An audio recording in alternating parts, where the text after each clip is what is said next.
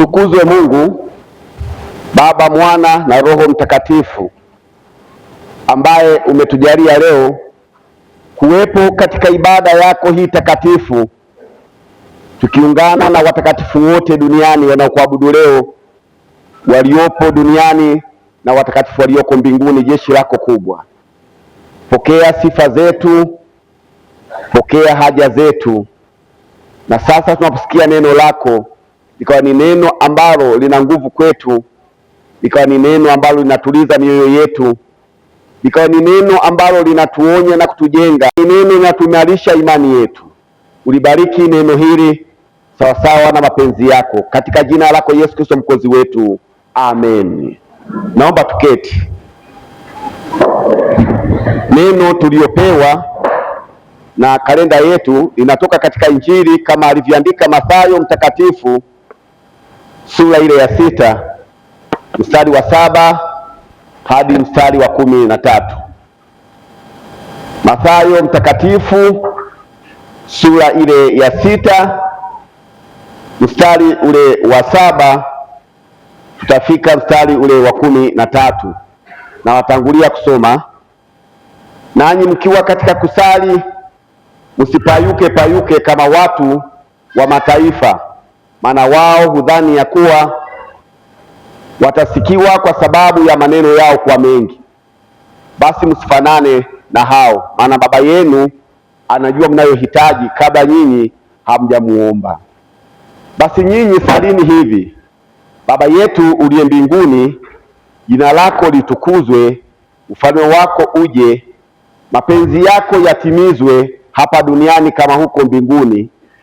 Utupe leo riziki yetu, utusamehe deni zetu kama sisi nasi tuwasameheavyo wadeni wetu, na usitutie majaribuni, lakini utuokoe na yule mwovu, kwa kuwa ufalme ni wako na nguvu na utukufu na hata milele.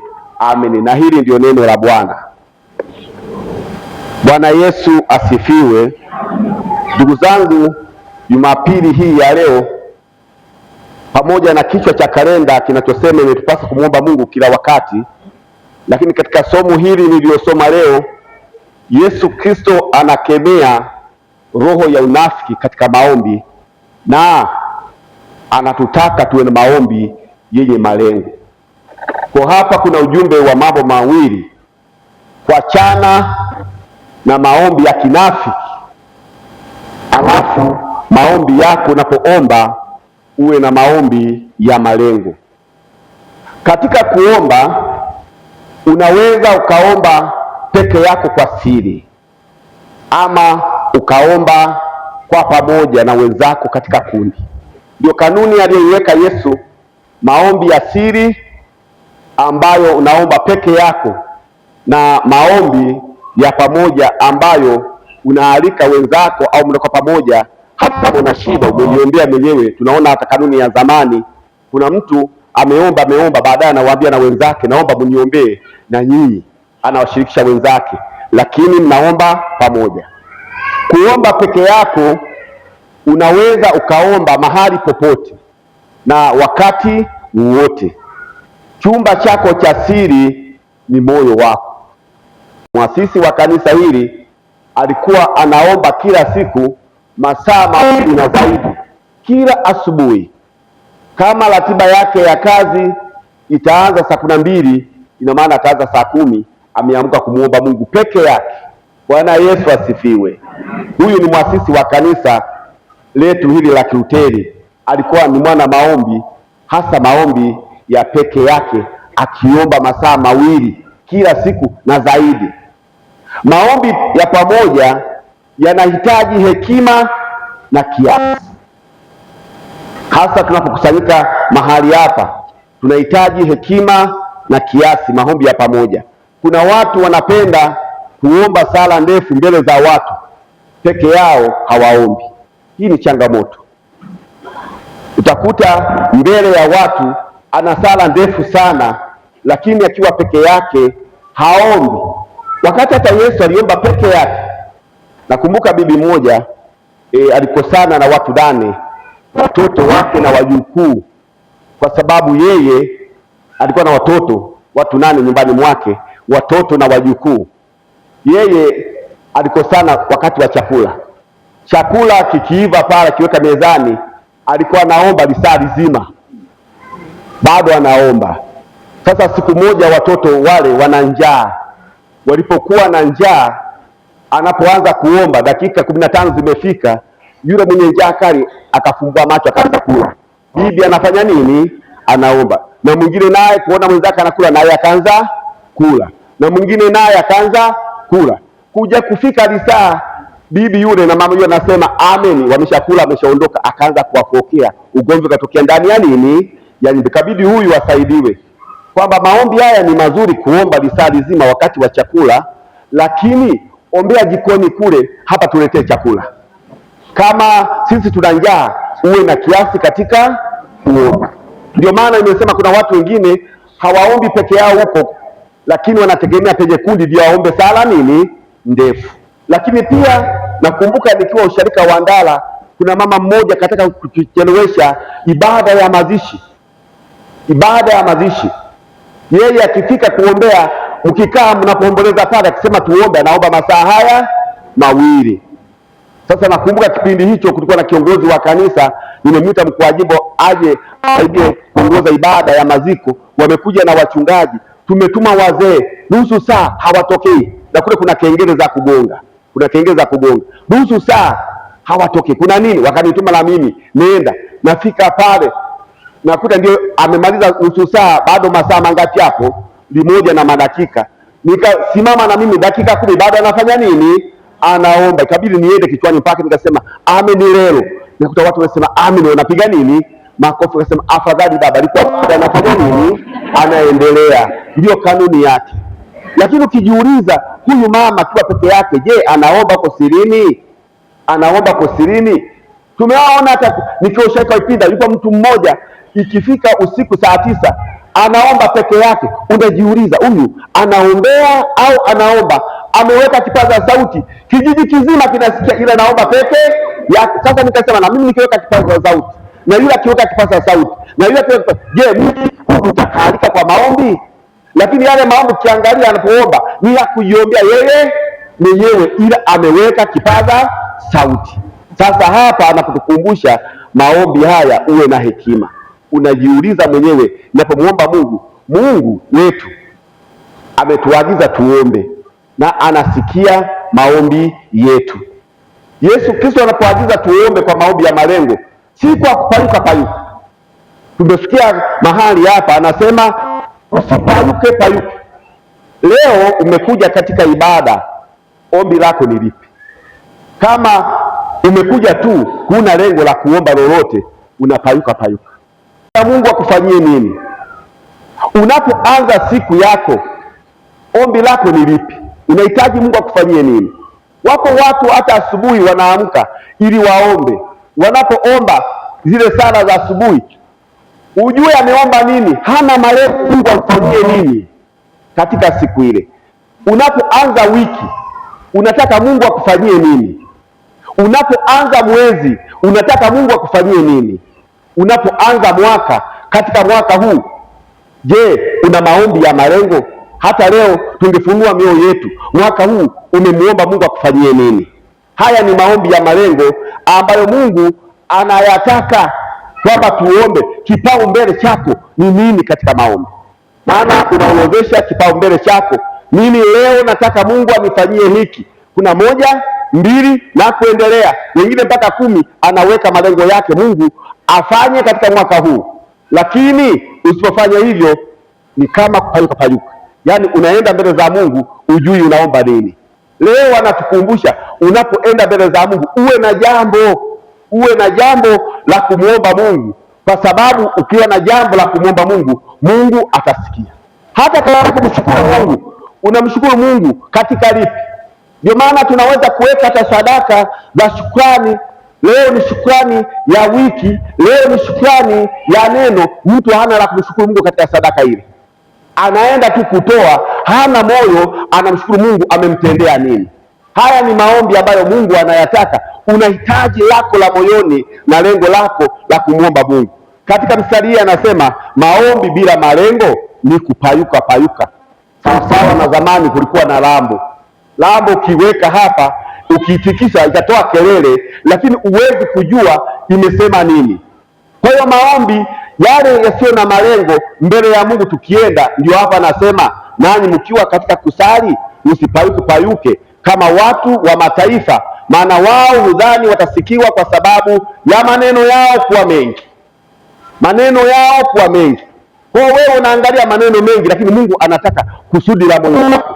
Unataka Mungu akufanyie nini? Mungu haangalii wingi wa maneno, anaangalia lengo. Unataka afanye nini? Sema tu hitaji lako, lia mbele za Mungu ya hitaji lako hilo, Mungu atasikia, atatenda. Lakini usiende kwa kukurupuka. Niliwahi toa mfano hata kipindi fulani kwamba kuna mtu mmoja alitokewa na malaika, yeye na mke wake.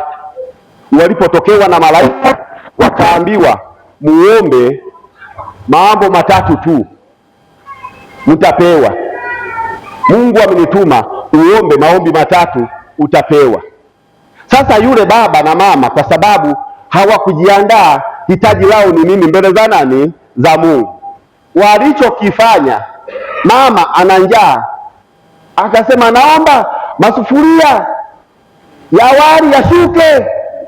Si yakashuka masufuria ya wali, yamekaa pote pale. Yamebaki maombi mangapi? Mawili. Baba amechukia.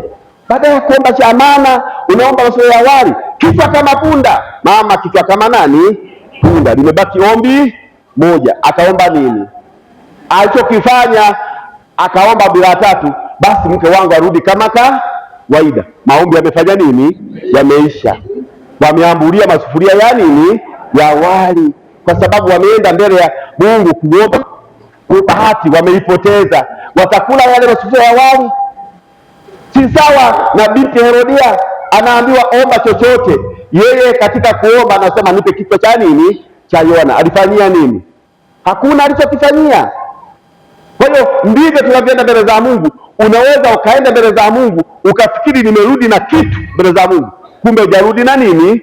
Na kitu, kwa sababu umepayuka payuka. Maneno yako ni mengi sana, lakini yasiyo na faida.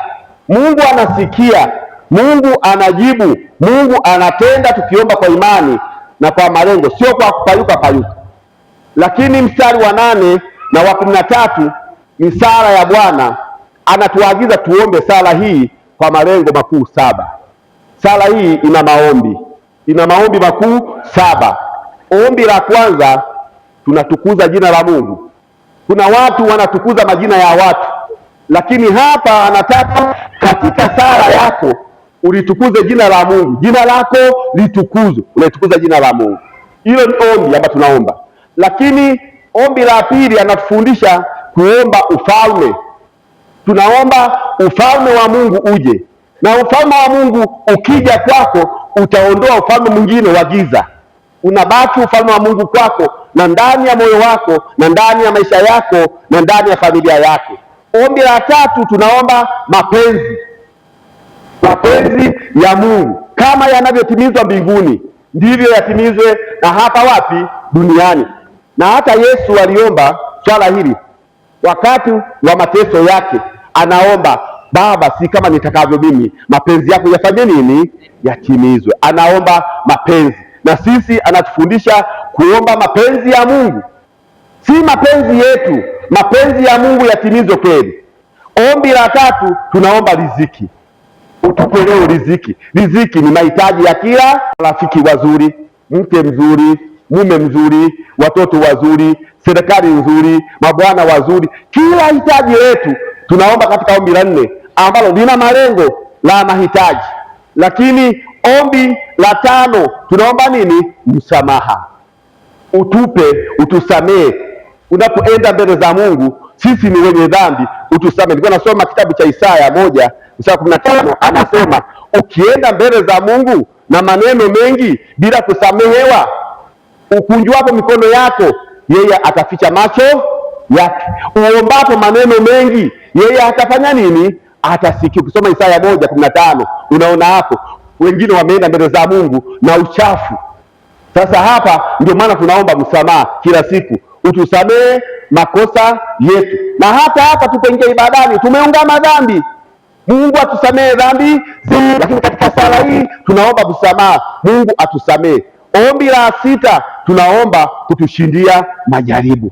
Duniani mmoja kasema unaweza ukasamehewa dhambi, lakini sio nini majaribu. Kila mmoja ana jaribu lake, na yanapokuja yanakuja kwa kipimo chake, na yanapokuja majaribu kwako, Mungu anajivunia kama alivyojivunia hata Ayubu. Anasema unamuona mtu wangu, na ni ajabu zaidi akajivunia Mungu wewe kwamba unaweza kushinda jaribu hilo likakushinda. Mungu anashangaa, mbona nijivunia mtu wangu huyu kwamba atashinda jaribu hili, lakini mbona nimemshinda? Anasikitika. Lakini ukilishinda Mungu anafanya nini? Anafurahi. Tunaomba asitutie katika majaribu, maana yake atushindie majaribu. Na ombi la 7 tunaomba juu ya adui yetu, ingawa katika kanuni wanasema utuokoe na yule mwovu, lakini katika tafasiri ya kitabu chetu Mungu anasema uovu ni tawi, lakini asili yake aliyeleta ni yule mwovu. Kwa hiyo tunaomba atuokoe na yule mwovu anapozunguka zunguka. Hata hapa yupo kazi ya Mungu naye yupo. Ndio maana nashangaa anaingia hata mbele za Mungu na yeye anafanya nini? Anahudhuria. Kasome habari za majaribu ya wana wa Ayubu, wamekuwa katika ibada, yupo. Ndio maana nashangaa huko katika ibada kuna vitu vinatokea, upo katika maombi kuna vitu vinatokea, upo katika shughuli yote ile, upo anatujaribu, utuokoe na huyo mwovu. Haya maombi Yesu ameyaweka kama malengo yetu ya kumuomba kila siku ya maisha yetu, kila siku. Na unapoomba tegemea majibu matatu. Unapoomba usitegemee jibu moja. Wengi katika ulimwengu wa sasa maombi yao wanapomwomba Mungu wanategemea jibu moja, lakini maombi yoyote yale yana majibu matatu. Jibu la kwanza ni ndio hii watu wanapenda waseme ndio. Nishangaa hata mtu mmoja anamwambia mtu umepona, anasema bado, anasema una dhambi, anataka pone pale pale. Kumbe Mungu ana majibu mangapi? Matatu. Jibu la kwanza ndio, jibu la pili subiri. Ndio maana alimwambia hata Ibrahimu subiri, akasubiri miaka 25 katika maombi yake, subiri. Jibu la tatu hapana. Ameambiwa hata mtume Paulo anaombea wengine wanapona, yeye anamwiba hutoki. Ukisoma Korintho wa pili sura ya 8 wa 9 anasema akamsihi Mungu mara ngapi? Mara 3. Badala ya kumtoa ule mwiba akasemaje? Neema yangu ya kutosha.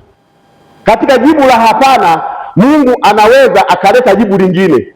Uliomba gari akakupa nyumba, uliomba watoto akakupa marafiki, ukaomba hiki akakupa kingine. Na ndio maana hata ndoa zingine zinapitia changamoto, anateseka, alitaka leo Mungu ajibu, pengine amuondoe katika moto ule. Mungu anasema utabaki na moto huo, katika udhaifu wangu mimi nitafanya nini? Nadhihirisha. Mnapita katika matatizo hayo, mnafikiri Mungu hajajibu. Amejibu, amekupa neema badala ya jibu la kutolea huo mwiba, amekupa neema baadaye. Sasa haya ni majibu ya Mungu, kwamba ukimuomba, naona lile ambalo umeomba kama halijajibiwa usikome kumuomba, jibu lipo ambalo ni neema ya Mungu. Na katika kuomba kuna kuomba kwa kawaida na kuna kuomba kwa kukemea.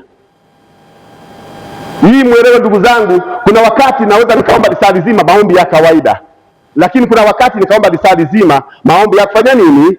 Ya kukemea. Kwa mfano katika kukemea, Yakobo anasema mpingeni shetani naye atafanya nini? Atawakimbia. Sasa kumpinga shetani, Yakobo 4:7b, mpingeni shetani naye atawakimbia. Ni mfano mtu mmoja ameenda kuombea mwenye pepo, badala ya kukemea anasema toka pepo, toka pepo. Sasa pepo alifanya nini? Halitoki. Kumbe linataka kuliamrisha na kuamuru kwa jina la Yesu, pepo toka. Si unalikemea? Ni maombi ya kufanya nini? Ya kukemea. Huwezi kulibembeleza pepo. Kemea pepo, usifumbe macho, maana ukifumba macho inaweza kukujeruhi. Tunaangalia nini? Macho. Unalikemea, unalitazama, huliogopi. Maombi ya kufanya nini? Ya kukemea. Kemea. Kuna roho mbaya inabidi tuzikatae, roho za udhaifu. Kuna kipindi fulani kuna roho zinakufuatilia, kuna maagano yanakufuatilia, kuna roho ya umaskini inakufuatilia, kuna roho ya mauti inakufuatilia, roho za mikosi, roho za misiba, roho za vikwazo, roho za kuchukiwa bila sababu, roho za umaskini, roho za ufukara, roho za laana, roho za maagano mabaya, roho za mizimu, roho za magonjwa, roho za kukataliwa na kadha wa kadha. Hizi ukifika ukimwomba, lazima useme nakataa roho ya mikosi, nakataa roho ya laana, nakataa roho ya umaskini. Ni maombi nayo, maombi ya kukemea kile kibaya kinachokufuatilia, ukikemee kwa jina la Yesu. Lakini Mungu atujalie. Nimalize kwa kusema hivi, tunapoimba wimbo wa Kinyakyusa na upenda sana ule wimbo 160 unaimbwa hivi kwamba kuna ratiba ya maombi ya asili. Yule mwimbaji ameimba ratiba ya maombi, sala ya asili kila siku anasema omba mara 4. Anawasii watu, omba asubuhi, omba mchana, omba jioni, omba usiku. Wale Wanyakyusa wakiwa na vitabu hivyo wataiona wimbo wa namba 160 ule naupendaga sana. Ni kitu fulani kwa Mnyakyusa utakuta nimekaa nimeanza kuuimba huu wimbo. Unasema omba mara 4 kwa siku, ombea marafiki, beti la pili hilo, ombea maadui, unaombea maadui, omba peke yako, piga magoti, yote uombayo omba katika jina la Yesu na Mungu atakusikia. Bwana tubariki na bariki neno lake. Amen.